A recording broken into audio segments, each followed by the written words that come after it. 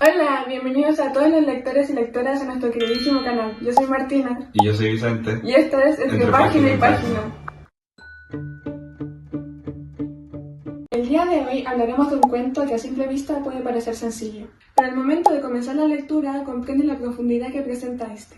Siendo creación del famoso escritor Juan Luis Borges, el tema del traidor y del héroe es uno de los cuentos más cortos del argentino. Publicado en 1944, se sitúa en un contexto histórico ficticio, basado en una conspiración republicana en Irlanda y se inspira en la muerte de Julio César y las tragedias de Shakespeare.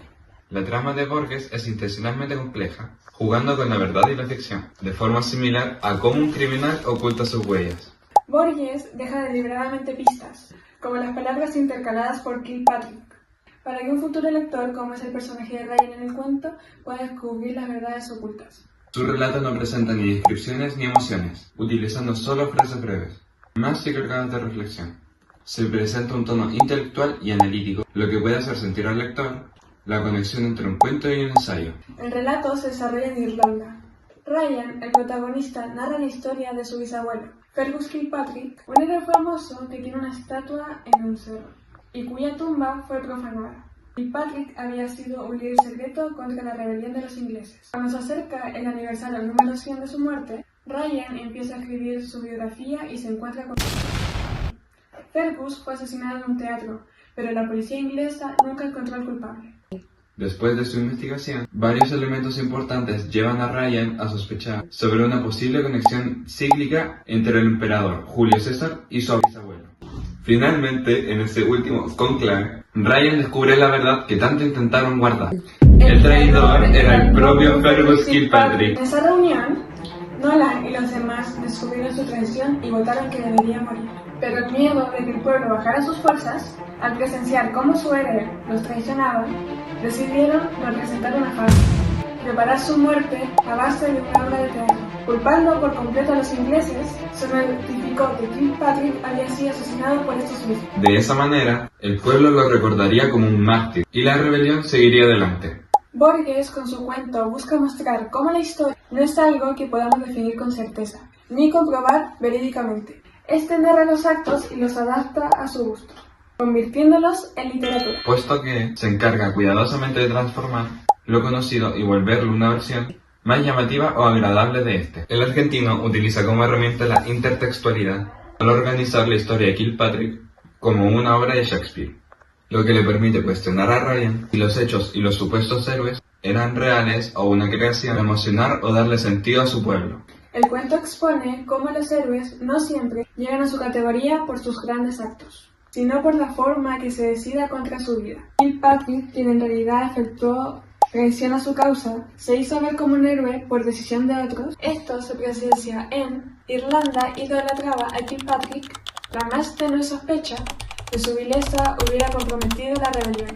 Nolan propuso un plan que hizo de la ejecución del traidor un instrumento para la emancipación de su patria. Esto nos muestra la intención de Borges Cuestionar la autenticidad de los mitos nacionales y como muchas veces se basan en mentiras o en manipulaciones. A su vez, juega con doble sentido con el título, puesto que, como ya nos dimos cuenta, Kilpatrick es tanto el héroe como el traidor en esta historia. Esto nos revela la fragilidad en las categorías morales, así como un héroe puede pasar a volverse un traidor y el traidor puede ser recordado como un héroe, todo bajo el poder de quien escriba la historia. La muerte de Kilpatrick está planeada como si fuese una representación, teniendo diálogos y escenas dignas de Shakespeare. Expresa cómo la política y la historia son un teatro. Utiliza al pueblo como espectadores, los líderes encargados de mantener su guión, la intención de inspirar lealtad y sacrificio. Ryan, cuando descubre la verdad, sabe que éste deberá morir junto a él. Si el mito se destruyera, borraría una parte fundamental de su país. Esto se evidencia en Ryan sospecha que el autor los intercaló para que una persona en el porvenir diera con la verdad.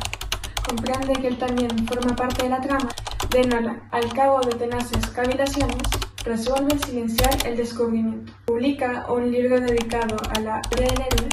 También eso tal vez estaba previsto. Borges nos deja así una reflexión sobre cómo existe una delgada línea entre la verdad de la historia y necesidad grupal de creer en los héroes.